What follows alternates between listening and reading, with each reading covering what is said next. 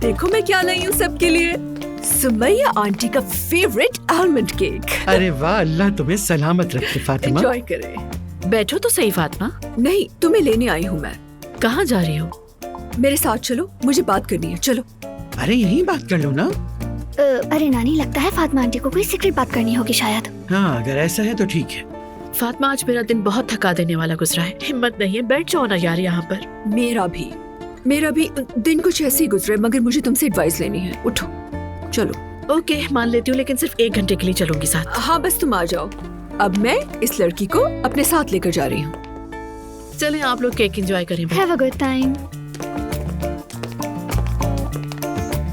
ये लोग सुबह से शाम तक क्या बातें करती रहती हैं, मेरी समझ से बाहर। नानी जान, फातिमा आंटी ने कहा तो था कोई स्पेशल बात है। यहाँ बैठकर करती तो हम भी सुन लेते। केक तो बहुत अच्छा लग रहा है, इसे यहाँ रख देती हूँ। स्पून और नाइफ लेकर आती हूँ।